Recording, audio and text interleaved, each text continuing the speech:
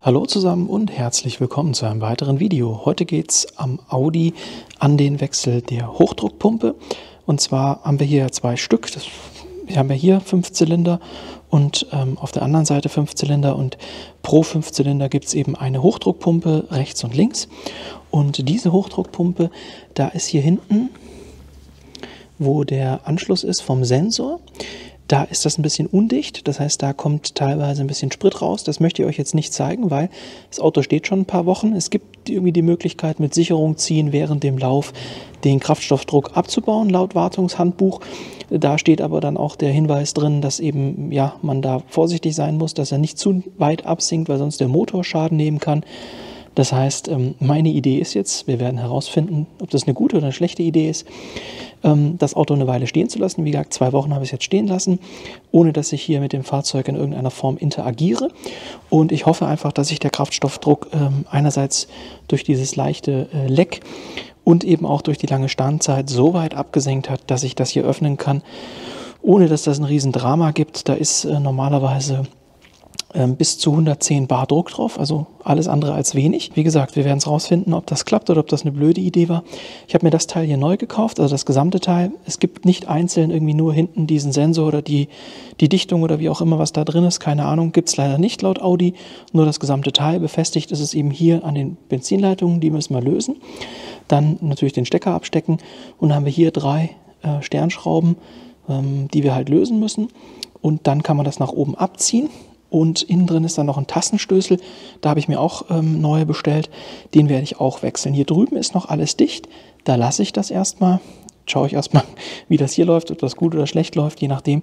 Und wenn ich dann einmal weiß, wie es geht, wisst ihr ja auch, ob das eine gute oder schlechte Idee ist, dann kann ich das ja bei Bedarf da drüben ersetzen. Aber noch ist es eben nicht notwendig, deswegen will ich es da drüben auch nicht machen. Ich zeige euch jetzt mal die neuen Teile. So, hier ist mein Reparaturleitfaden. Wie gesagt, hier ist der Aufbau. Wir haben hier unten diesen Rollenstößel und hier eben die Hochdruckpumpe. Die ist wie gesagt mit den 3 Schrauben befestigt. Dann gibt es hier noch eine Sicherungsschraube und einen O-Ring. Habe ich jetzt nicht neu. Da müssen wir gucken, dass wir einen Universal-O-Ring finden, der passt. Ich hoffe, das ist so. Die Schraube würde ich aus dem alten wiederverwenden. Wusste ich nicht, dass das auch nochmal ersetzt werden muss. Ich hatte, wie gesagt, jetzt nur den Rollenstößel mir besorgt. Was ganz wichtig ist, ihr braucht solche offenen Maulschlüssel. Denn wir müssen das ja am Ende mit Drehmoment festziehen. Die Spritleitungen bekommen 25 Newtonmeter, das heißt hier so einen offenen Maulschlüssel, einmal 17 und einmal 14. Das sind die beiden Größen, die ihr benötigt. Dann eben einen passenden Drehmomentschlüssel, wo ihr das anschließen könnt. Und hier drüben jetzt das neue Teil. Wie gesagt, wir tauschen jetzt nur die eine. Hier unten ist dann eben der Teil, der den Druck aufbaut. Hier ist jetzt schon ein neuer O-Ring dran. Hier oben müssen wir, wie gesagt, die Schraube aus dem Originalteil wiederverwenden und halt einen Universal-Dichtring. Hier kommen die Spritleitungen ran, da der Stecker und das sind jetzt diese entsprechenden Rollenstößel. Da schaue ich mir den an, der drin ist und ja, aber ich denke, ich werde ihn einfach ersetzen, sofern das hier die richtigen Teile sind, aber es sollte es eigentlich sein. Ich habe es ja direkt bei Audi bestellt. Ja, jetzt hätte ich gesagt, packe ich euch in den Zeitraffer und wir schauen, ob mir alles um die Ohren fliegt oder ob das einigermaßen funktioniert.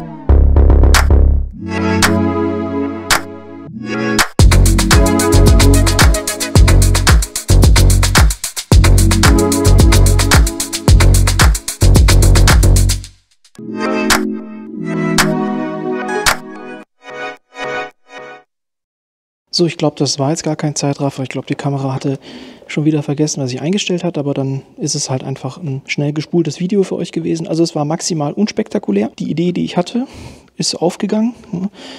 Ich habe das Fahrzeug, wie gesagt, jetzt 2 Wochen stehen lassen. Ich denke, wenn ich jetzt hier nah rangehe, da ist nicht ein Tropfen Benzin rausgekommen. Also hier von wegen im laufenden Motor Sicherung ziehen und so ein Käse.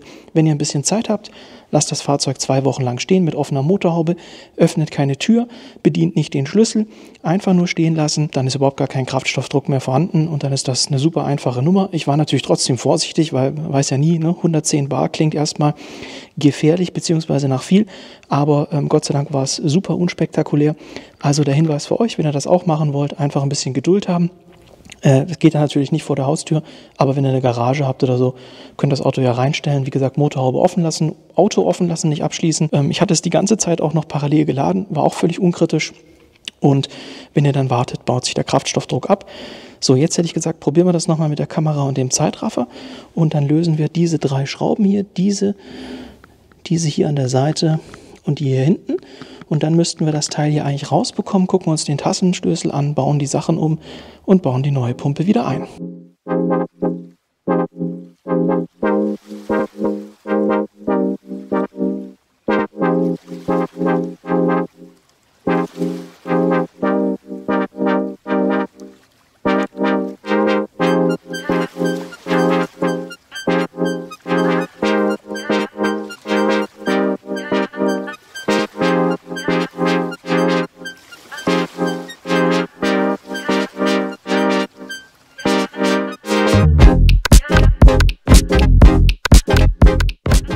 So, diesmal war es ein echter Zeitraffer. Ich habe jetzt auch den Rollenstößel schon rausgenommen. Wir sehen, hier ist so eine Nut. Das haben beide, sowohl der neue als auch der alte. Man sieht auch leichte Verschleiß, wenn die Kamera scharf stellt. Sie stellt nicht scharf. Ne, sie ist überfordert. Das kriegt sie nicht hin. Ich hoffe, ihr könnt es trotzdem einigermaßen erkennen, dass da Schleifspuren drauf sind. Also ich hätte gesagt, gute Geschichte, dass wir den tauschen. Ich werde jetzt den neuen Rollenstößel ein bisschen einölen und den dann wieder einsetzen. Wie gesagt, hier ist ja die Richtung vorgegeben durch diese Nut. Bezüglich Öl werde ich einfach ein bisschen Öl hier verwenden, um den zu benetzen, den Rollenstößel. So, hier liegt jetzt die Pumpe und wie gesagt, die ging gut raus. Ich habe sie ein bisschen sozusagen drehen müssen, wegen den Anschlüssen. Ich wollte die Anschlüsse nicht zu weit nach hinten biegen, also nur leicht nach hinten gebogen, oder gebogen ist das falsche Wort, nach hinten gedrückt, damit eben ich die Pumpe rausbekomme und dann leicht rotiert. Einfach damit man hier die Anschlüsse aus den Konussen rausbekommt. Wie gesagt, der Dichtring ist ja schon neu bei der neuen Hochdruckpumpe. Was ich jetzt noch umbauen muss, das mache ich aber ohne das zu filmen. Einfach hier die Schraube raus und den Dichtring dahinter ersetzen und dann diese Schraube in die neue Hochdruckpumpe einbauen. Und dann geht es jetzt für euch beim Zeitraffer weiter für den Einbau der neuen Hochdruckpumpe.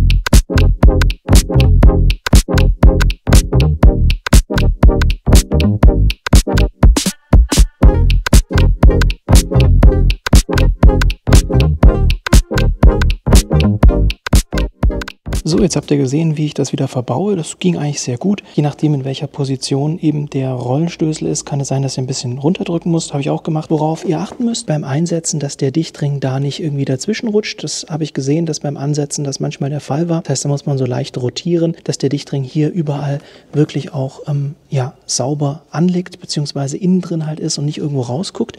Also darauf achten. Und halt hier, wie gesagt, die Leitung so ein bisschen nach hinten ziehen, ja, also biegen tut man sie nicht, aber einfach so ein bisschen zurückdrücken, damit wir eben die Möglichkeit haben, das hier einzusetzen. Ansonsten sind die Anschlüsse im Weg wegen dem Konus. Und was dem aufmerksamen Zuseher wahrscheinlich auch aufgefallen ist, diese alte Schraube wieder zu verwenden, hat nicht geklappt. Ich habe jetzt bei Audi nochmal Teile bestellt, mal gleich alle 3 Schrauben, 2-mal, also insgesamt 6 Stück von diesen, dass ich die neu habe, die werde ich dann nochmal ersetzen. Und natürlich hier diese Verschlussschraube inklusive Dichtring, denn die bekommt zwar eigentlich nur 10 Newtonmeter, also diese hier, die langen, die kriegen 9 Newtonmeter und die hier 10, die Anschlüsse 25, die machen wir gleich noch fest mit Drehmoment. Wie gesagt 9, 10 Newtonmeter, 25. Aber habe ich jetzt nicht, das heißt, bei euch geht es gleich weiter. Zum einen mit dem Anziehen der Leitungen mit Drehmoment und natürlich auch dem Schraubentausch und hier dem Einsetzen der Verschlussschraube. Ich hingegen muss wieder ein paar Tage warten. Jetzt haben wir Freitag, das heißt, ja, wird Montag dann wahrscheinlich nächste Woche versendet, irgendwann Mittwoch. Gehen wieder ein paar Tage drauf, bis ich das Video zu Ende machen kann. Das ist super ärgerlich. Das heißt, ich kann jetzt das Auto auch nicht bewegen. Ja, gut, so ist es halt. Manchmal kommt es anders oder häufig kommt es anders, meistens als man denkt. Und jetzt, wie gesagt, schauen wir uns einfach nochmal den Rollenstößel ein bisschen im Detail an. Vielleicht kriege ich den doch noch ein wenig schärfer ins Bild, dass ihr mehr erkennen könnt, wie da die Abnutzungserscheinungen sind. Leider kann ich jetzt nicht näher ran mit der Kamera, weil sie dann nicht mehr scharf stellt. Ich hoffe, dass über die Spiegelung mit ein bisschen Videozoom in der Nachbearbeitung es vielleicht dann nachher erkennbar ist. Also es sind ganz minimale Schleifspuren zu sehen auf dem Rollenstößel, jetzt nichts super Wildes. Aber ideal ist das nicht, deswegen denke ich, war das ganz gut, dass ich den getauscht habe. Also fühlen kann ich sie jetzt nicht mit dem Fingernagel, aber ich sehe sie eben, dass da leichte Spuren sind. Deswegen wollte ich das jetzt eben gewechselt haben. So, und jetzt hätte ich gesagt, geht es für euch gleich weiter. Für mich vergehen wieder ein paar Tage. So, jetzt sind noch mal ein paar Tage vergangen. Ich habe noch mal Teile nachbestellt. Und zwar einmal die entsprechenden Verschlussschrauben, auch 2 Stück neu, plus die passenden O-Ringe, das sind hier so kleine silberne, der kommt dahin und dann wird das eben, wie gesagt, hier oben bei der Hochdruckpumpe, das ist jetzt die alte, die ausgebaut, habt ihr ja schon gesehen, da kommt dann eben diese Verschlussschraube rein. Ich habe, wie gesagt, die alte Schraube nicht wiederverwenden können, habe mir dabei beim Versuch, die zu lösen, den Anschluss oder beziehungsweise sie hat das Gewinde da zerstört oder halt die Torx-Aussparung. Bei der neuen habe ich jetzt geguckt, passt ein 30er Torx wirklich perfekt. Ich habe mir auch extra nochmal so Pro Torx bestellt gehabt, weil ich echt an mir gezweifelt habe, wieso ich das nicht gelöst bekommen habe, denn die Schraube kriegt nur 10 Newtonmeter. Ich weiß es ehrlich gesagt nicht, was da das Problem war, warum ich die nicht lösen konnte. Habe ich, wie gesagt, jetzt neu bestellt mit O-Ring. Ersetzen wir gleich, seht ihr im Zeitraffer. Und dann natürlich die Schrauben, die Hochdruckpumpe befestigen. Also da haben wir jetzt 6 Stück, pro Hochdruckpumpe 3. Das hattet ihr ja auch, ich bin ja darauf eingegangen beim Ausbau gesehen. Ne? Wir haben jetzt hier 3 entsprechende Positionen, um die Hochdruckpumpe zu befestigen. Die werde ich jetzt auch neu machen und ich habe mich auch entschieden. Ich habe ja jetzt, die Seite war ja undicht und ich wollte ja eigentlich nur die Seite wechseln, aber ich habe mir jetzt gedacht, komm, wenn ich jetzt hier schon dran bin und das, wie gesagt, jetzt so gut geklappt hat, dass da gar kein Benzin rauskam und die hier auch nicht wirklich schön aussieht, jetzt bin ich ja dran. Ich mache die auch noch, das mache ich jetzt in Stillarbeit. Als erstes drehen wir jetzt aber hier die Verschlussschraube mit O-Ring ein, dafür packe ich euch in den Zeitraffer. Dann werde ich das hier mit entsprechendem Drehmoment anziehen, 25 Newtonmeter, werde noch die Schrauben ersetzen. Hier, die Schrauben bekommen 9 mm, die Schrauben, die 3 Stück, bekommen 9 Newtonmeter und die Verschlussschraube bekommt 10 Newtonmeter und die Anschlüsse 25 Newtonmeter. Da packe ich euch jetzt in den Zeitraffer und die andere mache ich dann in Stillarbeit und dann werden wir gleich einmal auslesen, wenn ich alles montiert habe, ob irgendwelche Fehler in Bezug auf das Kraftstoffsystem im Fehlerspeicher sind. Ich hatte ja, wie gesagt, das Fahrzeug jetzt 2-3 Wochen stehen lassen, bevor ich es geöffnet habe. Und ihr habt ja jetzt auch schon gesehen, da kam gar kein Kraftstoff raus. Also einfach lang genug stehen lassen, keine Tür öffnen, Schlüssel nicht benutzen, nicht interagieren. Dann ist hier der Kraftstoffdruck so weit abgebaut, dass man das öffnen kann, ohne dass auch nur ein Tropfen rauskam. Zumindest war es bei mir so. Wie gesagt, Zeitraffer. Und dann lesen wir das Steuergerät aus.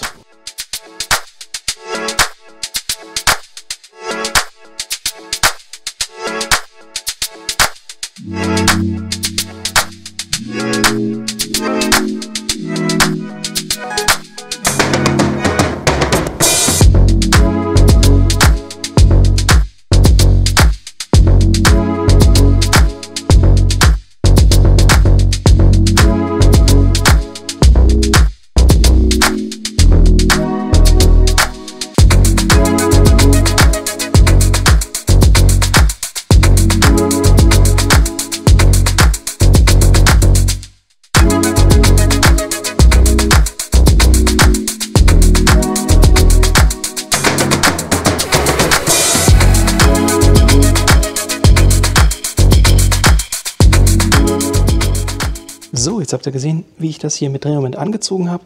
Ich habe jetzt hier drüben auch schon gewechselt. Also wie gesagt, die beiden Anschlüsse hier von den Spritleitungen bekommen 25 Newtonmeter. Das am besten, wie gesagt, mit so einem offenen Maulschlüssel befestigen, zeige ich euch gleich. Habe ich jetzt auch markiert, dass ich eben feststellen würde, wenn sich was verdreht. Die anderen Schrauben habe ich jetzt oben in der Mitte auf 12 Uhr markiert. Hier bei den Schrauben, die die Hochdruckpumpe halten, da habe ich auch eben versucht, 12 Uhr zu markieren, so gut das eben mit dem Stift ging. Manchmal kommt man da nicht so hin oder beziehungsweise manchmal bin ich auch nicht ganz so treffsicher. Eine Kleinigkeit, und zwar hier drüben, seht ihr jetzt, da ist so ein Plastikstückchen drin, lag daran, dass diese Klemmmechanismus, diese Stecker haben ja so eine Nase und die Nase kann man nach anheben, wenn man hinten drauf drückt. Und das wurde wahrscheinlich schon öfter mal gelöst und die Nase geht nicht mehr komplett zurück in die Ruheposition, heißt der Stecker verriegelt nicht mehr richtig. Und damit ich da jetzt kein Kabelbinder oder irgendwas nehmen muss, habe ich mir jetzt ein Stückchen Plastik zurechtgeschnitten, was ich dann da reingeschoben habe. Also sprich, ich habe die Nase mit einem flachen Schraubenzieher nach unten gedrückt, sodass es in der verriegelten Position ist.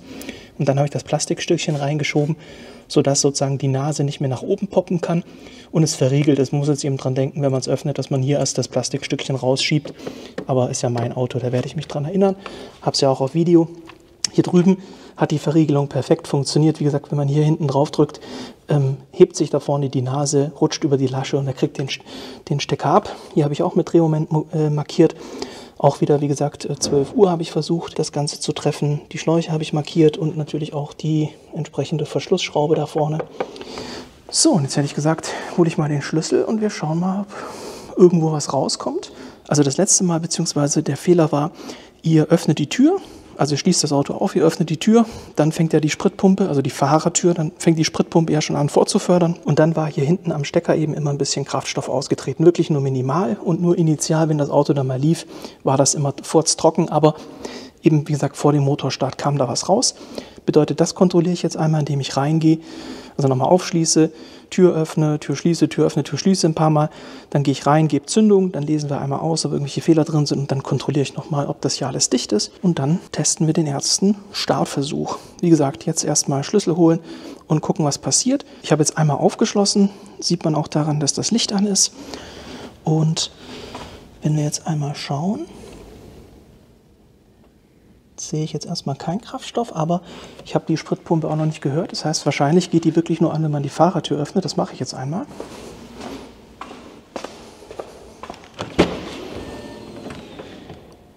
Ah, ist ein anderes Geräusch jetzt. Interessant, sonst hat er immer so ein Geräusch gemacht. Das war jetzt weg beim Türöffnen. Aber man hat die Spritpumpe, denke ich, gehört. Da war sie wieder kurz. Okay, interessant, das Geräusch hat sich geändert. Vielleicht war ja dieses Geräusch dann auch ein Hinweis darauf, dass da was undicht ist. Und ich habe es nur nicht gecheckt. Also hier, die war ja dicht, aber die sieht auch jetzt dicht aus. Und unser Problempatient, was sagt der? Der sieht auch super aus, da ist auch überhaupt nichts feucht. Gut, dann hole ich jetzt einmal den Tester und wir schauen einmal, ob irgendwas im Fehlerspeicher steht bezüglich der Pumpen. Ansonsten wisst ihr ja, meine Odyssee mit Audi, irgendwas steht ja immer drin im Fehlerspeicher, nachdem die da fachmännisch dran gearbeitet haben. Aber wie gesagt, Hauptsache nichts bezüglich der Hochdruckpumpen, das prüfen wir jetzt einmal. So, er ist jetzt am Scannen, habe ihn angeschlossen und jetzt schauen wir mal, was dann an Fehler ausgespuckt werden. Wie gesagt, ein bisschen Fehler habe ich immer drin seit dem Besuch bei Audi und dieser Airbag-Tauschaktion. Da muss ich irgendwann mal, wenn ich viel Zeit und Ruhe habe, mir der ganzen Thematik mich nochmal widmen. Vielleicht finde ich ja irgendwo einen Fachmann oder vielleicht ist ja in den Kommentaren oder bei euch da draußen irgendwo einer dabei, der hier richtig fit ist mit Kodierung. Dann kann er sich gerne mal auf Instagram oder so bei mir melden. Da wäre ich sehr dankbar, wenn ich da mal jemanden hätte, der ein kompetenter Ansprechpartner ist, um hier ein bisschen, wie sagt man denn da, Licht in das Dunkel der Elektronikkodierung zu werfen. Das wäre ganz cool. Jetzt lassen wir den mal durchlaufen und dann schauen wir, was er so gefunden hat. So, er hat jetzt ein paar Sachen gefunden. Hier diese Bremsgeschichten. Das habe ich teilweise sporadisch drin. Ich weiß nicht genau weshalb. Werden wir gleich löschen. Diese Zugangsgeschichten, die habe ich auch teilweise sporadisch drin. Steuergerät Sitzverstellung ist ja wie gesagt nach der Audi-Aktion gekommen. Distanzregelung habe ich auch einfach teilweise mal drin, mal ja, mal nein. Datenbus kommt auch eben von dieser Sitzverstellung. Fahrerseite genauso. Komfortsystem. Okay, die Bremsleuchte, ja, die muss ich irgendwann noch tauschen, das stimmt. Mikrofoneinheit, wow, das ist neu, fantastisch. Feststellbremse, Grundeinstellung, okay. Wahrscheinlich, weil er jetzt längere Zeit stand. Ja, und dann halt, ne, Batterie mit dem Ruhestrom. Ja, das ist halt so eine Geschichte, der muss ich mich irgendwann mal widmen, aber nichts zum Kraftstoffsystem, das klingt schon mal gut. So, ich lösche jetzt einmal die Fehlercodes und dann packe ich euch aufs Stativ, starte das Auto und dann hoffe ich mal, dass er problemlos anspringt und gut läuft.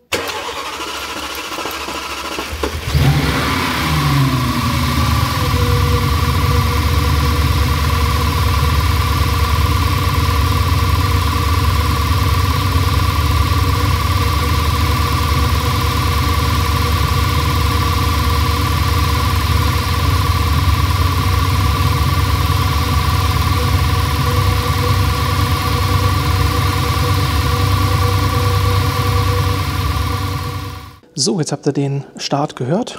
War eigentlich in Ordnung, hätte ich gesagt. Sieht soweit unauffällig aus. Wie gesagt, Fehler sind jetzt auch keine aufgetreten. Insofern sind wir fürs heutige Video durch. Jetzt zeige ich euch noch mal kurz mit diesen offenen Maulschlüssel. Das sind dann eben hier solche Einsteckmaulschlüssel mit einem entsprechenden Drehmomentschlüssel, dass ihr das dann eben auch, wie gesagt, so eine Mutter mit Drehmoment anziehen könnt, weil sonst kommt der daher mit einer normalen Nuss nicht hin. Das heißt, ihr braucht einen offenen Einsteckmaulschlüssel. Das hier ist jetzt ein 14×18, so nennt sich hier die Größe. Also da wird nicht in Halbzoll oder so das Ganze angegeben, sondern eben 14×18. Es gibt noch andere Größen. Ich habe jetzt eben 14×18 und dann braucht ihr 14er und 17er für die Bremsleitung und natürlich noch entsprechend normale Maulschlüssel zum Lösen und zum Gegenhalten. Und ansonsten alles andere habt ihr ja gesehen. Insofern war es das für das heutige Video. Ich hoffe, es war was Hilfreiches dabei. Würde mich freuen, wenn ihr auch im nächsten Video wieder mit einschaltet. Bis dahin euch eine gute Zeit und ciao.